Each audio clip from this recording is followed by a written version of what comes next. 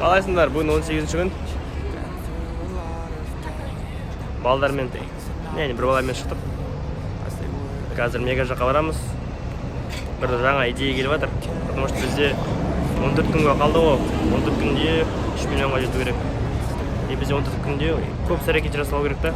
Сол үшін біз басқа методты қолданайын деп жатыр. Басқа ракурстан көреміз. Соны план жазамыз. Соны жасаймыз. Кеттік. И параллельно киім қараймыз, анау үшін фук-фук-фук көреміз. Давайте. Say I'm alright, and for the first time in a long time I'm alright. I've seen a lot of change, been through. Да, біз кеттік. Так, доскамыз келді ғой. Неге барам? Паркер, Питер Паркер, Человек-паук. Үшім маркерлер, сүртетін, ілетін, сондай қарастырамыз, потому что бізге күнде отчет керек та. Бүгінгі жасалатын пландар, осылар. И когда біз брейншторм жасаған кезде, ақылдасқан кезде, бізге сызып жазып отыратын керек та, еще адамдар барлығы көріп отыратындай. Сол үшін сол покупка жасадық. Үшін керек нәрсе. Маркер таба алайық қазір. Кеттік. Хозяюшкада жоқ екен. Канцелярский товары бару керек қой, негізі мен хозяюшка түсінген жоқ. Так, канцелярский товарды көреміз қазір. Товар. Все, алдық. Так, қалайсыңдар? Бүгін бізде 18-ші күн сәтті аяқталды. Бүгінгі айтатын ой, бұл кешегі тақырыпты толықтырамыз. Бұл жерде біз обстоятельства басқа түскен жағдай туралы айтамыз. Бұл жерде мен қазір оқып жатқан кітапта Тони Роббинс «Разбуди в себе исполина» деген кітап бар. Мынандай кітап. Менде аудиокнигасында 21 сағат болсындай. И сол жерде айтады, маған қатты өтті, потому что айтады, адамдарды өзгертетін обстоятельства емес, адамды өзгертетін сол обстоятельства кезіндегі қабылдаған решениялар. Енді қара, біз айтамыз ғой, просто сондай жағдай болып қалды, сол үшін осындай болып қалды деген сияқты болса, сөйтіп, егер адам сөйтіп сөйлесе, онда ол өмірдің ағысымен келатыр. Ода ешқандай план жоқ. А егер сенде, если план болса, қайда барам деген планың болса, допустим, Ақтөбеге барам. Допустим, Алматыдан Ақтөбеге барам. И мен жолда келатам, кеткен кезде маған развязка болады. Мына жаққа, А, Б, С, Д 3 пункт болады. И мен біреуін таңдау керекпін. Егер менде план болса, Ақтөбеге бару деген, значит, допустим, бір мақсат не осындай адам болу, миллион адамдарға көмек беру, спикер болу, бизнес ашу, үшін кәсіпкер болу, инвестор болу, любой қандай салада үшін бір мақсат болса, айқын мақсат, сен білесің қайда бару керек, қалай бару керек, да? А енді қара, если сенде мақсат болмаса, сен абыса деп тұрған кезде, сенің баратын путің жоқ, білмейсің қайда баратын, сен өмірдің ағысымен. Шамал, мына сам допустим жатқан кезде машина бір пипілдеп жүрме, кет деп. Сен үріп кетесің де, А-мен кетіп қалуың мүмкінсің, или Б-мен кетіп қалуың мүмкінсің. Егер өмірді өзен қылып сөйтетін болсақ, значит сен шамал жел бола ма, сен парусың бұрылады ғой. Сен паруспен жаққа кетіп қаласың. Түсіндің бе?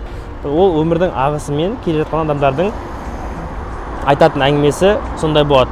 Что просто осылай болып қалды, просто мен үйімді су басып кетті, сол үшін мен сондай болып қалды.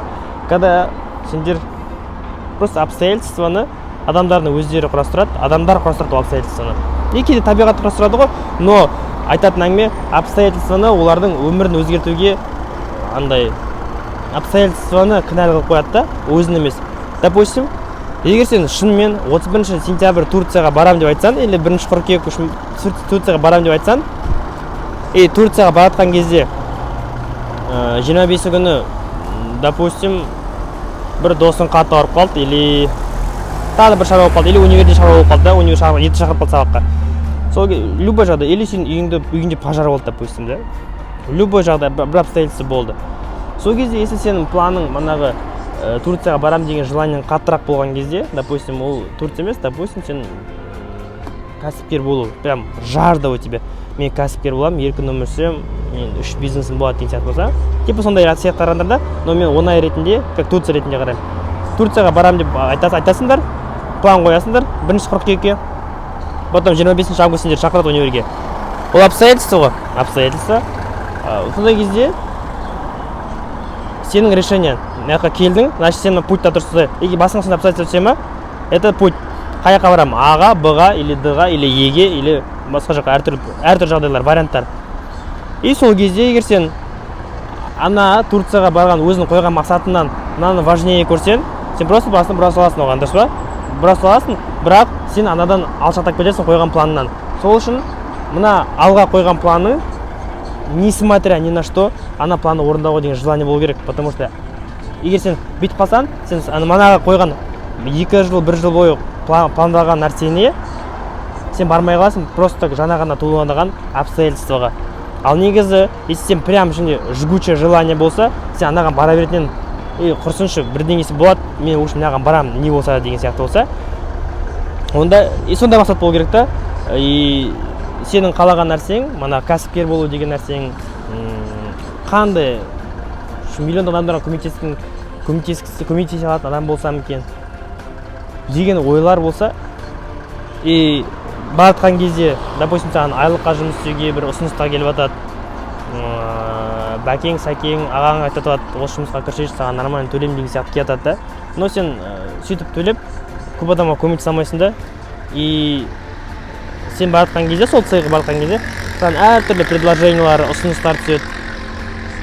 Лучше пойти легкий путь түседі, который сенің неге апармайды, цельға апармайды. И когда сен айқын бір целің болады, сен соған баратын жолды білесің ғой примерно. Сосын когда саған әр андай перепутье келеді ғой, әр жолға таңдау деген кезде, сол кезде сен бір жол таңдау керексің. И сен всегда қарайсың, решение қабылдау керек кезде, бұл решение қай жол мені осы жаққа апарады, таңдайсың, іріктеп аласың да. И по-любому бір вариант всегда сені путьқа апарады. И қарайсың. Бүйтіп қарайсың. Так, мен маған мына жаққа бару керек, значит, так, осы решениялардан онда мынау керек деген сияқты. И бір решение қабылдайсың. И сенде мақсат болғанның не нәрсе, қандай жері жақсы, что сен білесің да жолды. Сен путьты білген сайын, сен маршрутты да білесің да, и қай решение қабылдасам, мен сол жаққа барам деген сияқты. И решение қабылдаған кезде саған оңай болады да, мен не істеймін. Адамдар неге қиналады, потому что ол мынаны қабылдаса қай жаққа баратынын білмейді, мынаны қабылдаса қай жаққа баратынын білмейді ғой. А когда сен қай жаққа баратынын уже қабылдайсың, все, мен осындай адам боламын деп, да? Осындай адам боламын дегенде, сен әр кеткен пункттарда просто манағы неге бұра бересің, өзінің жолыңа қарай, өз баратын қалаңа қарай, пунктқа қарай, Б пунктіне қарай ұра бересің. Сол үшін и бұл жерде ең бастапқы жасалатын нәрсе ол просто принять решение. Решение қабылдау. Қандай адам болам? Мен кім болам? Мен осы өмірде не істегім келеді деген решение қабылдайсың. Ойланасың да, все, мен осындай адам болам дейсің. Болды, бұл пункт арасында метканы лақтырасың алысқа. Метка жерге қадалады, все, мен жаққа барам дейсің да. И сол жаққа тапет дейсің. Әртүрлі обстоятельства келеді ғой, мынау айтады, былай келе бересің жолмен. Сол тасты алып кетуге, лава тұрады, не тұрады, бүкіл тұрады да, бірақ сен айналып, барып, анаған бару керексің да. И сол кезде сен алдына келген решениялардың, проблемалардың, обстоятельствың барлығы анаған қарай ысырасың бәрін. И сол кезде сен нәтижеге жетесің. И сол кезде сенде решение болмайды, андай ой болмайды. Да, қалай деген сияқты. И қалай деген нәрсе болып жатса, вдруг, в любом случае адал жол таңдайсың. Допустим, если мен 5 миллион теңге тапқым келеді десем, маған қазір 1xbet или тағы біреулер келуі мүмкін, да, что типа осылай ашатап, мысалы 2 реклама жүр болды деп. Сосын екінші вариант тұрады, оны жасамау, да. Вот мен отказ берем. Отказ бергеннен кейін мені сынады ғой. Сынағаннан кейін тұрады да. Сол сумма 5 миллион теңге, бірақ басқа проекттен келеді. Түсіндіңдер ма? Сол жерде тоже фильтровать ету керек та, бір фильтр болады сенің өзінің андай принциптарын деген сияқты, что мынандай болса мен істемеймін деген сияқты. И ол принциптар, скорее всего, исламнан сол жақтан болған жақсы да, потому что ол жақта фильтрі, ол жақта рабочая схема, короче. Сол үшін бір фильтр қойып алыңдар, что осылай болмаса осылай болады, мен всегда адал жолмен табам, и ана пунктқа сол инструкциямен правила игры сияқты ғой, и сонымен басам деген сияқты. И ол жерде бұзық болмайды. И дальше тапет етесің. Просто мына жерде пошагово айтатын болсақ, бірінші принять решение, кім адам болам, қандай адам болам, қандай өмір сүргім келеді. Соған бұл пункт, онда мен осындай адам болу керекпін. Решение қабылдайсың, прям қабылдайсың, что несмотря ни на что, кім не айтса да, сол обстоятельствың барлығын соған қарай итере бересің. Не болса да, прям қызың тастап кетті ма, не болса, сен оған қызыңа бүйтіп бір ай өліп, артынан жүгіріп, ойбай, кешір деп емес. сен қойдың ба ана решениені да, что барам деп. Болды. Мынау мен қазір 2 ай сөйлессе, 2 ай артынан бет жүріп нетсем, мен неге апарам Б пунктіне? Апармайды. Лучше мен бара бер деген сияқты, лучше бүйт деген сияқты. Все, онда мынаны тастайсың да бара бересің дальше. Потому что сен қабылдадың ғой решениені, что сондай адам боламын деп. И сен прям ұра бересің да сол жаққа қарай. Бұл әр нені обстоятельствоны қарау керек. Мен ана жаққа апарамын, апармаймын ма? Я жоқ. И сол кезде сенде уақытың экономдалады. Ана жаққа біреулер шақырады сені, пойыздан күтіп алшы дейді, айтшы бейтші дейді. Сен боссың ба, ана неге корсетиге барып қайтшы, ана бүйтіп қайтшы. Әртүрлі нәрсе айта береді да, но сен будешь всегда фильтровать. Осы мен ана жаққа апарамын, апармаймын ма? Я жоқ, болды. Я деймін, болса жоқ болса жоқ, болды. Сасын да басасын. Так что өз өмірлерінде шамалы, хотя бы шамалы цените өз уақыттарында, соның барлығында, өзінің армандарында, потому что 40-50 келгеннен кейін вряд ли ол нәрселерді қайтып жасауға болады, но жасауға болады в любом случае. Но ол кезде лучше қазіргі жағдай емес, лучше по-крупному болсын да ол нәрселердің барлығы, сол жасқа келген кезде. Ал қазір хотя бы осындай цельдарды, осындай хотя бы фундамент қойып алайық, что мақсатқа жету деген нәрсенің барлығын и жоқ деп айту үйрену керек та. Потому что ол сенің өмірің. Сен ешкімге ештеңе не долженсың да, должен емессің. Так что цените свое время. Өмірлеріңді прям өздерің бағалаңдар, что сенде адам вообще өмірде жоқ та. Шүкір. Сол үшін кім до конца осыған дейін қарады, маған жекеме жазып жіберсеңдер осыған дейін қарадым деп, я буду очень рад. В общем, давайте топите, 18-ші күн. Давай. Шүкір. Кеттік, қыздар, жігіттер, жастар. Бізге Мағжан Жұмабаев ағамыз, атамыз бізге сенген. Давайте сол сенімді ақтайық. Сенімді ақтамағаннан бұрын өзіміздің нәпсіге айтқан, өзімізге берген обещанияларымызды самое главное сол сенімді орындайық. И главное өзімізге сеніміміз жоғалмасын. Ең бастысы өзімізге сенейік. Давайте, кеттік 18-ші күн. Давай.